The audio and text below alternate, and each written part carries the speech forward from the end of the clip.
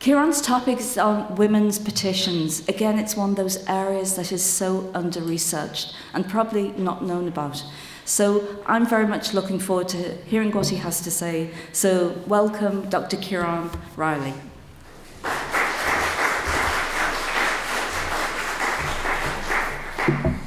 Good afternoon, ladies and gentlemen.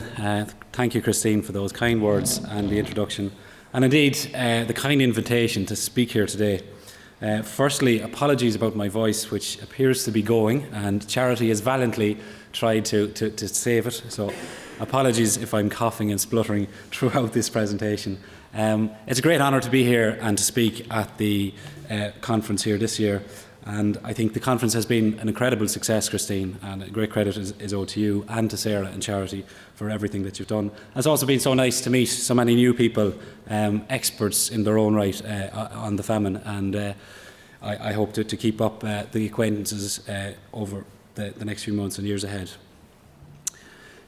On the night of the 30th of July 1922, a party of irregulars or anti-treaty IRA forces, numbering between them 20 to 30 men, burned Leap Castle, the home of the Darby family, located between the towns of Birr and Roscrea. Realising the following day that the castle had not burned in its entirety, the IRA returned and set fire a second time. Leap was one of 300 country houses which was burned in Ireland during the revolutionary years 1920 to 1923.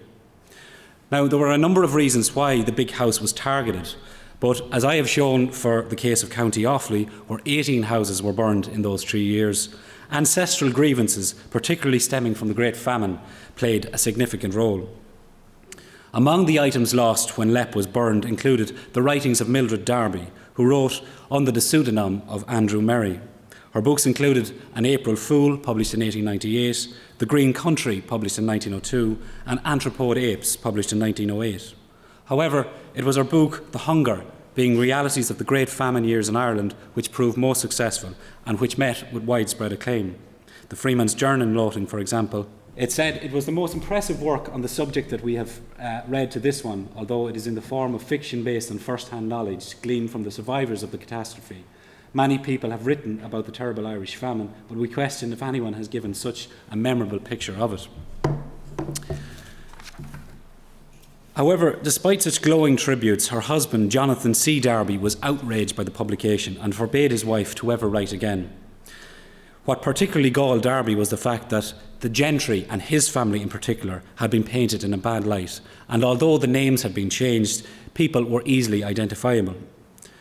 But a real strength of the novel, The Hunger, was the fact that Darby had interviewed the local community, the survivors of the Great Famine, which gave the stories an authentic feel that she presented. She paid particular attention to the lower orders of society, the cottiers and landless labourers, and their plight during the famine years. And so, when Leap was burned in 1922, up went a treasure trove of memories of the famine, which Mildred had gathered in the South Offaly area. But the survival of famine documents for other parts of the country were more fortunate, none more so than for Strokestown in County Roscommon, and which I have recently published.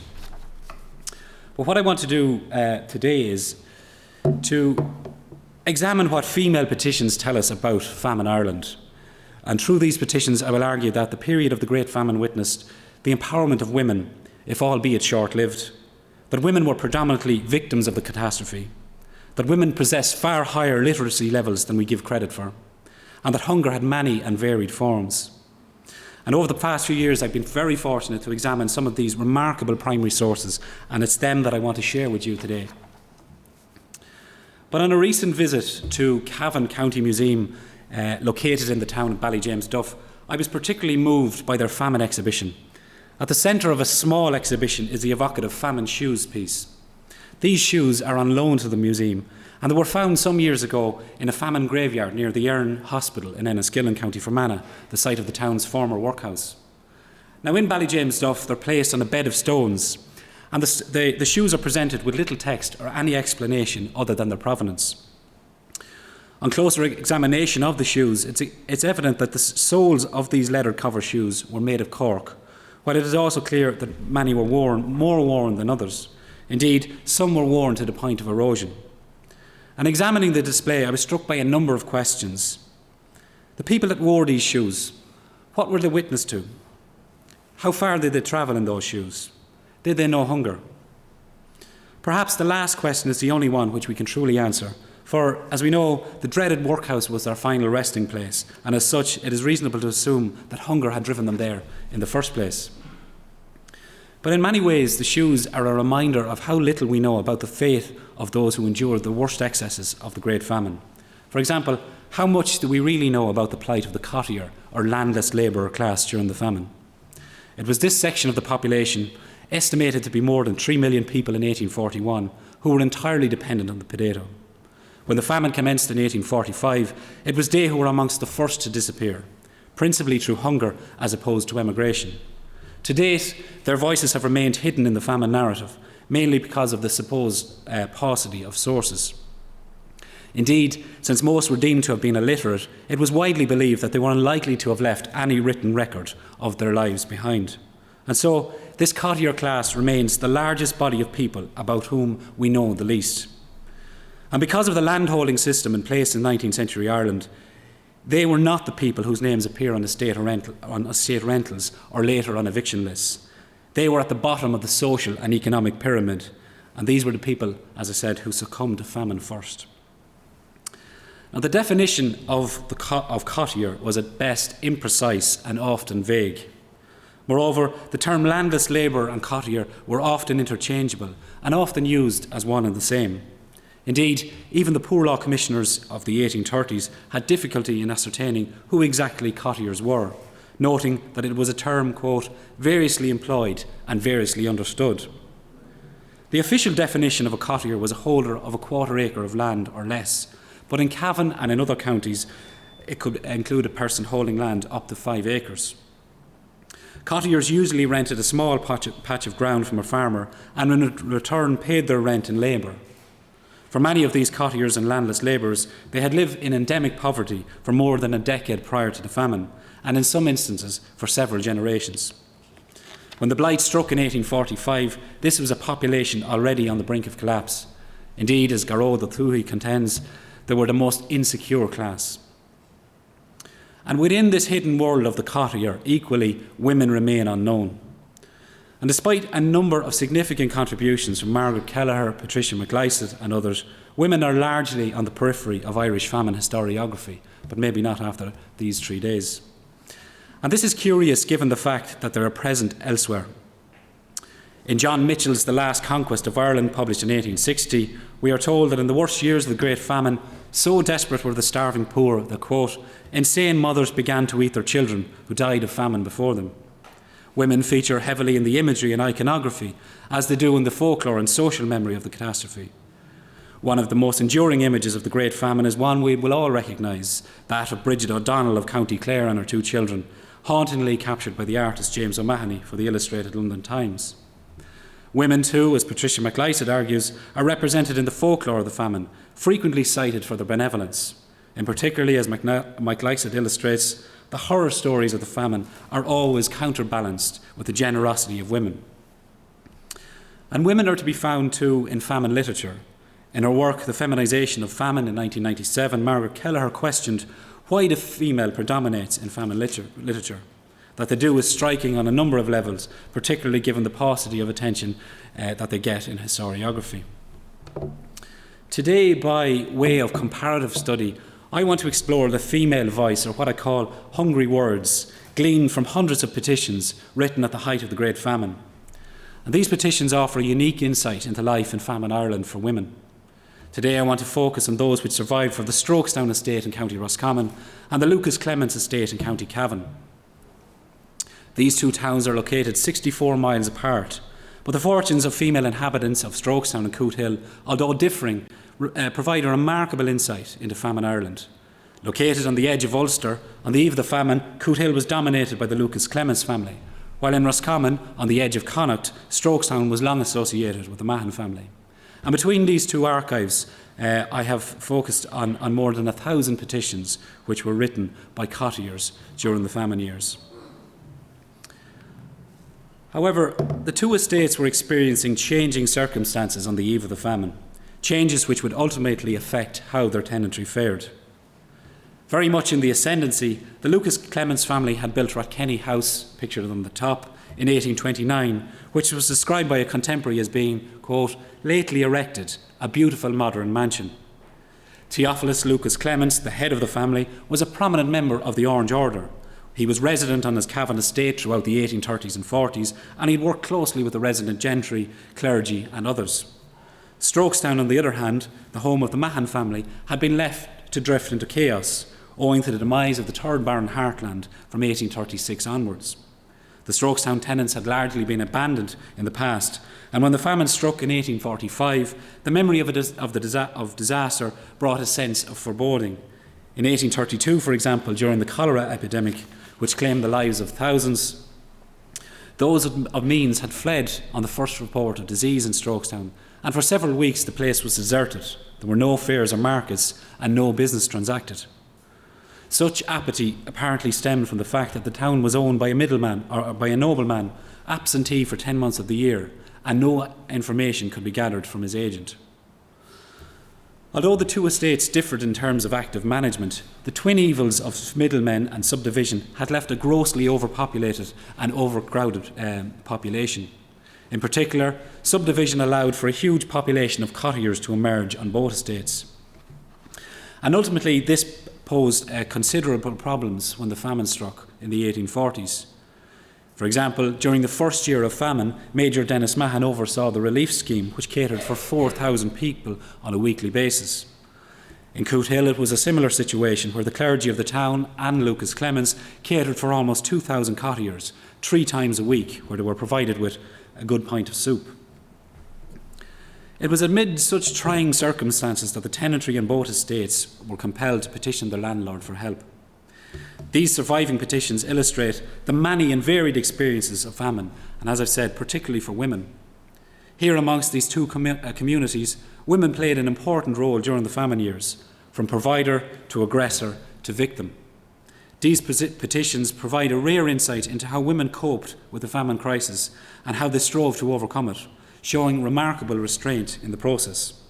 There were many, for example, like the widow Anne Johnson of Arva in County Cavan, who in 1847 described herself as being, quote, reduced to the last degree of poverty.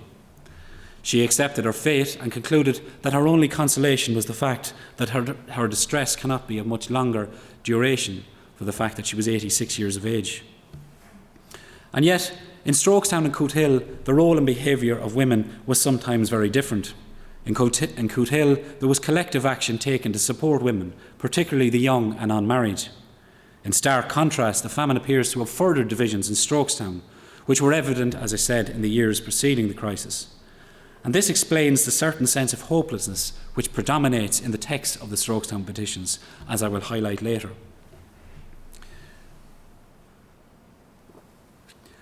Of course, the writing of petitions to landlords, their agents and magistrates predated the famine. As early as the 1820s, those resident on the Lucas Clements estate at Cootehill were well versed in such matters, appealing to the better nature of their landlord.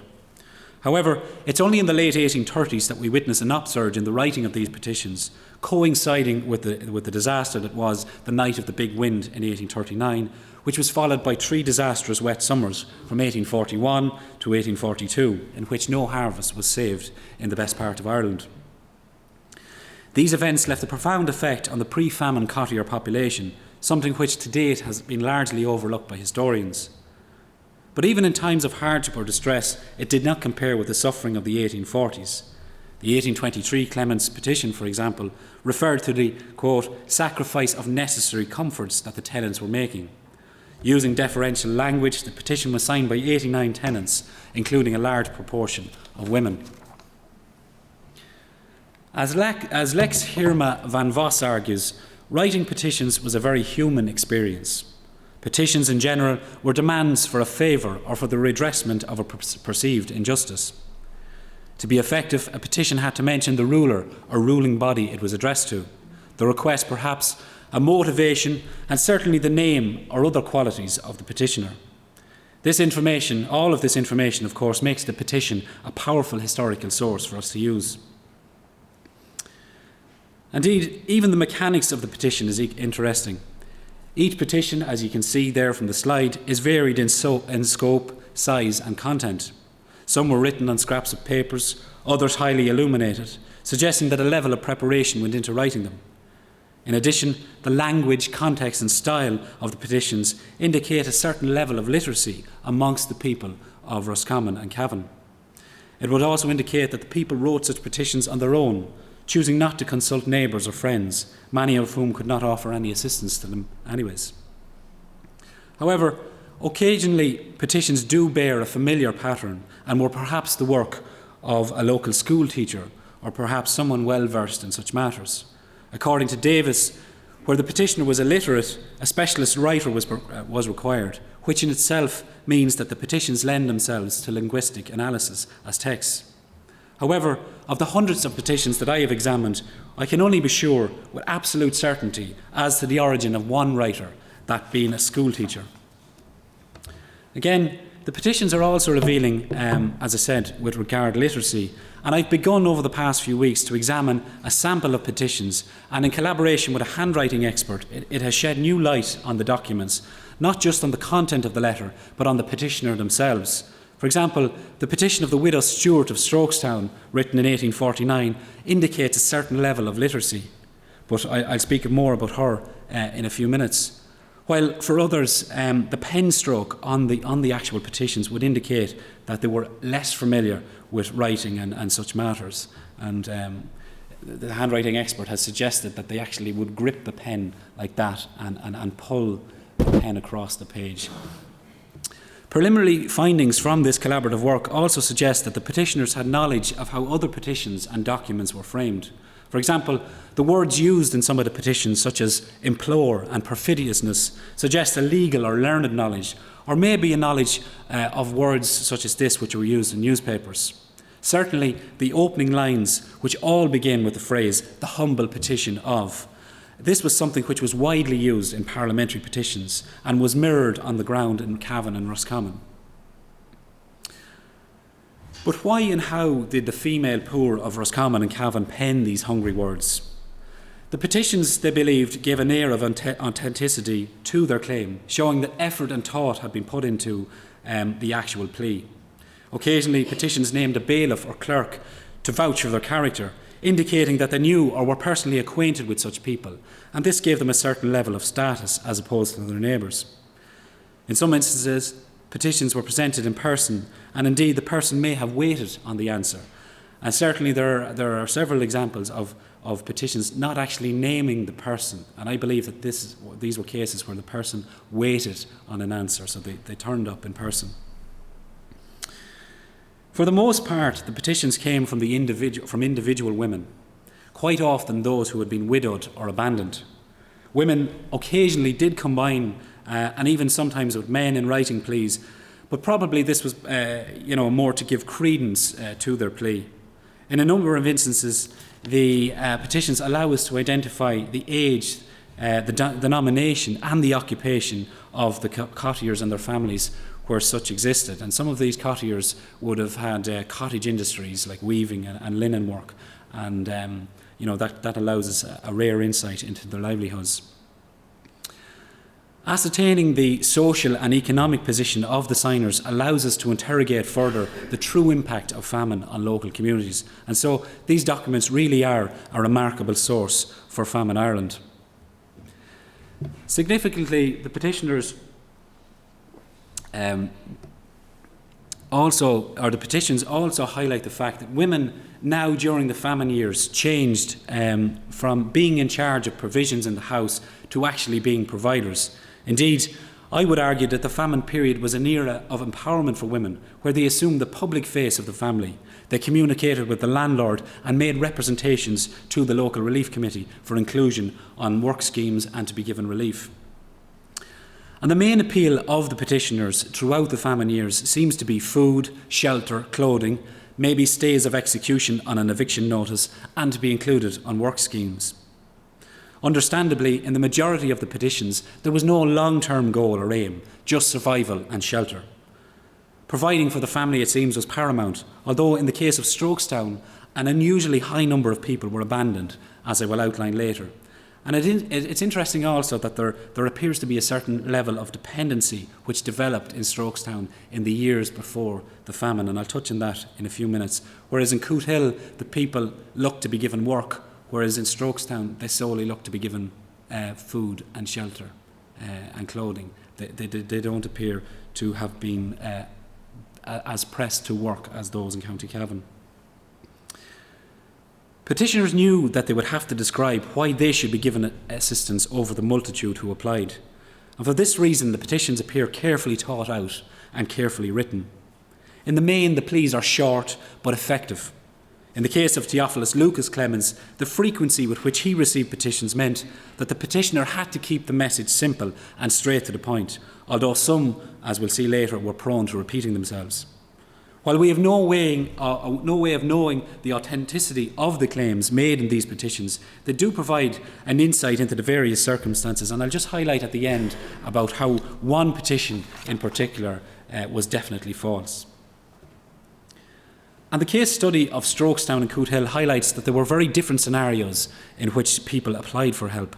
In Strokestown, as I said, it was predominantly food, shelter, or to be retained on the land, and Cootehill, they looked for work.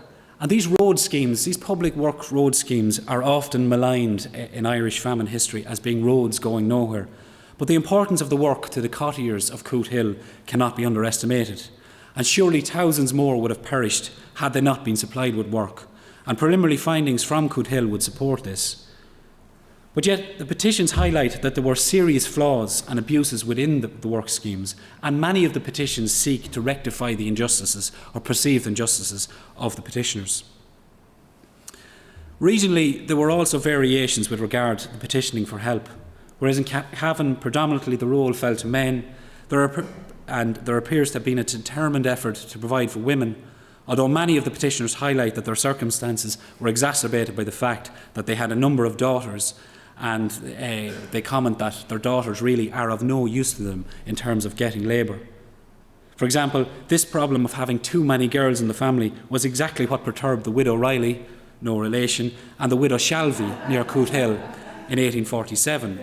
And it appears really, it's really an awful thing to see written down that someone would describe their daughters of being of no use. In contrast, in Roscommon, women took on the role of appealing to the landlord. It was a similar situation with relief when the relief schemes were implemented in 1846. For example, an examination of the 1846 Strokestown relief records, which you see on your screen there, would indicate that almost 90% of applicants were women. Now, does this suggest that men were more susceptible to death in the early stages of the famine, or were men too proud to look for relief? I would argue the latter, for when we compare the relief lists of 1846 with those of the Strokestown loan funds of 1839 and 1840, which were implemented after the night of the big wind, the money loaned to the people of Strokestown was largely loaned to men as opposed to women. And I would argue that the reason for this is that the loan fund gave money, which in turn could be spent in public houses and shebeens, whereas the relief schemes purely gave food. And this was a particular problem at Strokestown on the eve of the famine, and Major Dennis Mahan exerted great effort at preventing loan fund money from being spent in local public houses. Earlier this year, I had the pleasure of attending a lecture and hearing Peter McQuillan of University of Notre Dame lecture on the lexical expression of hunger and famine in Irish, where he charted the meaning of the word gurta in several different languages. And according to McQuillan, the derivation of the word in other European languages meant hot, bitter, or hurt. And certainly the petitions of many on the Strokestown and Cootehill estates during the famine would reflect these different meanings, particularly the latter two, bitter and hurt. This was particularly true where women had been abandoned, evident in the numerous descriptions of women as, quote, childless, friendless, or orphaned. At Strokestown, the recurring theme of the petitions is one of abandonment. This theme of isolation, abandonment and despair is seen in a number of individual petitions. For example, the widow Mary Dignan pleaded for assistance as she was, quote, aged, worn, childless and friendless. Others wrote how they had been simply orphaned to the world. In the case of Strokestown estate, the desertion and abandonment of women and young children during and after the famine by husbands and parents, which ultimately drove women to resort to such outrage, raises questions about culpability. Why did women abandon their children, and why were so many women abandoned in turn during the famine years? In the past, men had migrated for work to Britain and other parts of Ireland during the summer months for seasonal work and so on. But in these cases, it seems that their absence was permanent.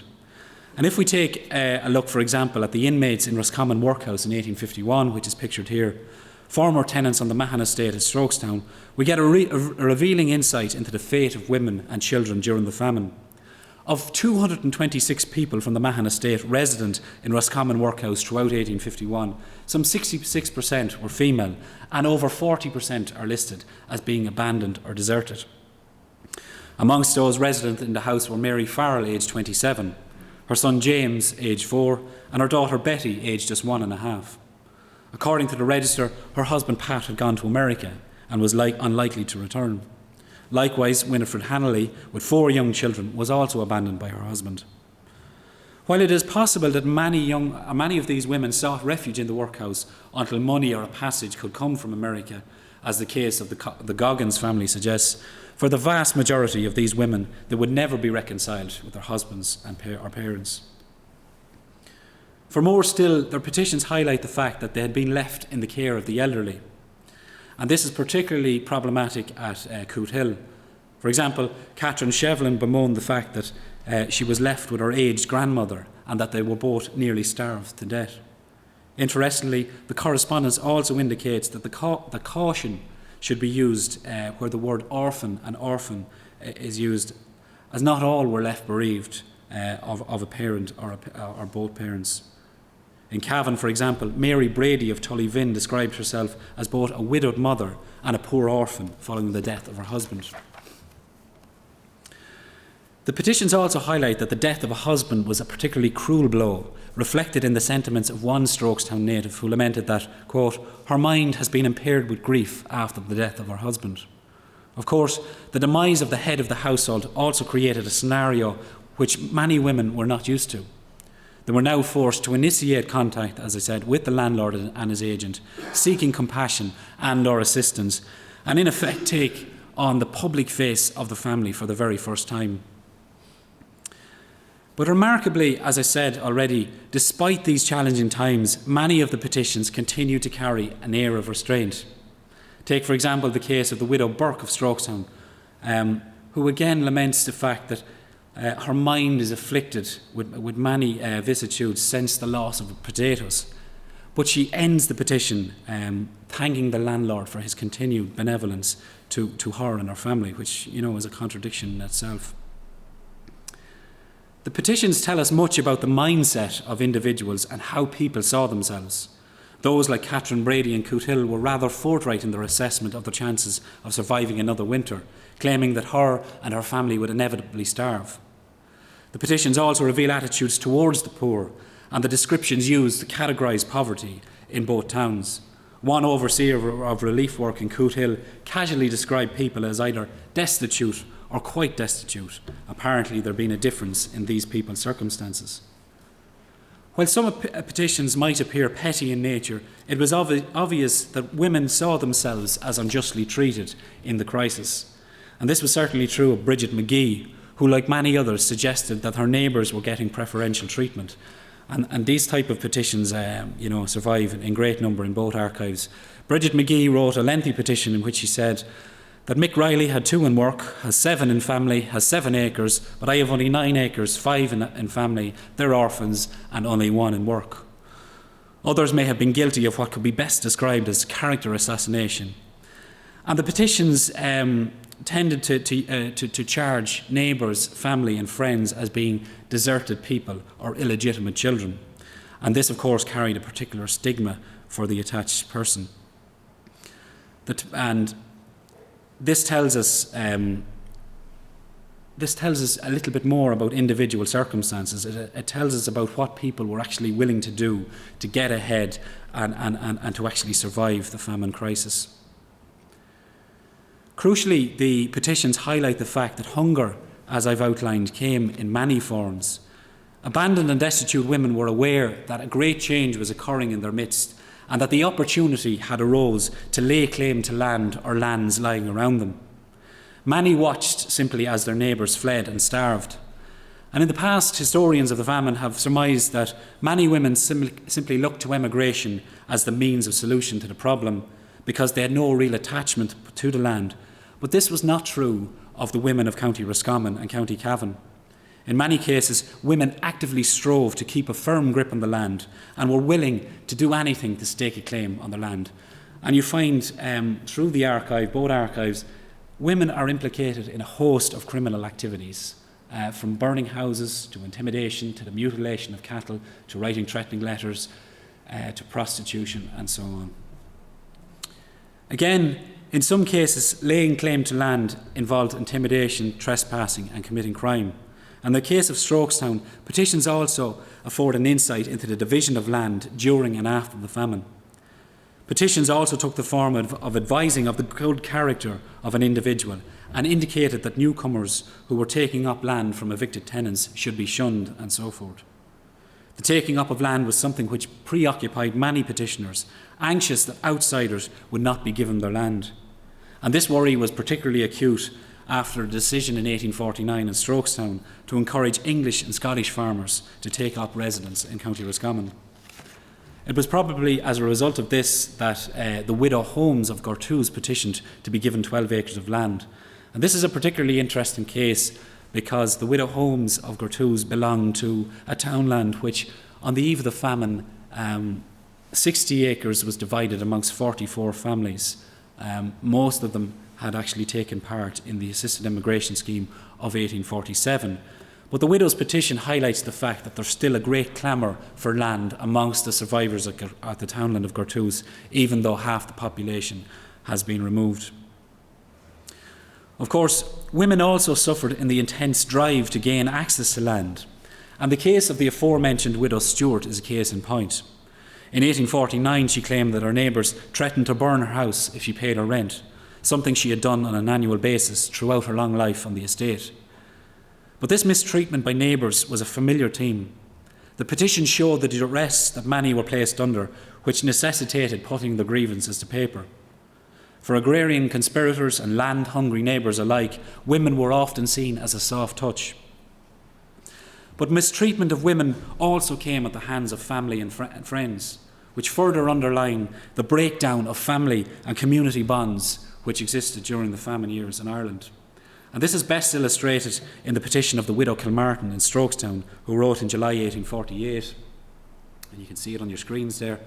"Honoured Sir, I most humbly request you won't be displeased with me for this addressing you, hoping the extinction of your mercy shall be fully shown forth to me in this my pitiful case, by giving me time for this rent until harvest.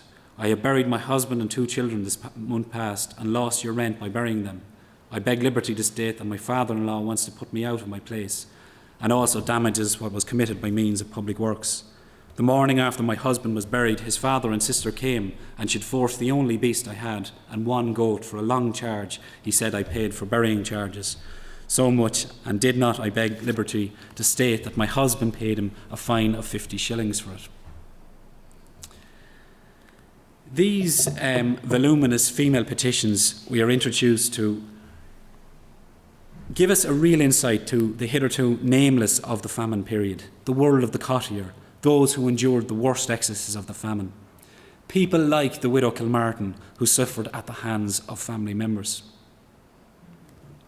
The petitions of the Roscommon people confirm the sense of isolation and despair which prevailed owing, as I said, to the abandonment or death of a husband and or family members. And they just abound in their descriptions. These petitions, there are so many of them, it's impossible to quote them all, but just to highlight some more. The widow Maguire believed that she was deaf, or not that she believed, she said she was deaf, dumb, and orphaned and destitute of friends. The widow Neary sought help as she was childless and friendless. Likewise, Eleanor Smith's petition noted how she had no children or relatives. She had disease in her eyes, causing her to be nearly blind, and she had little hope of providing for herself. For these people and for the other petitioners, there was an expectation that their pleas would be answered. Yet for all we learn from these documents, we are left with the abiding question, did the petitions fall on deaf ears, or were they answered? Did these people survive the famine years? For many, there is no way of knowing, except perhaps to trawl through the voluminous public works lists, estate rentals, census data, and so forth. The case of Alice Donoghue of Cootehill does, however, allow us to follow on from the initial petition and chart the family's progress through the famine years. And I can say for absolute certainty that Alice Donoghue survived the famine years owing to the petition that she made to the landlord in 1846. Perhaps it was the latter, or perhaps it was the number of letters of support that came with the petition that actually saved Donoghue's fate. But regardless, the fact that she actually survived owing to the petition says a lot about the power and effectiveness of these petitions for help during the famine years. Of course, as I said, not every petition was genuine, and one has to guard against the word of the petitioner. If we take, for example, the case of Margaret Ingram of Strokestown, who petitioned in 1849 and on several occasions in the 1850s, we see that something is at odds with reality on the ground. Throughout the 1850s, she makes repeated requests for help, and the petitions highlight the fact that her family are starving, that she has no shelter, and that she has been evicted from her house. However, when she died in 1862, a newspaper report in the local Roscommon, one of the local Roscommon newspapers, highlighted the fact that she had been found with over £100 in her possession, despite having spent the best part of her life petitioning for help. The evidence would also suggest that women were more likely to petition for help, perhaps because they felt that sympathy would be forthcoming from a female voice, or for a female voice. These documents, which contain the very language of hunger, tell us much about the pre-famine literacy in Ireland, and perhaps challenge the casual assumption that this was an island of illiterates. They also illustrate how, during the brief window, the famine years, women actually became more empowered. And if we look at the 19th century as a whole, it certainly is probably one of the few times where women are actually empowered and challenge authority and fight for the survival of their families.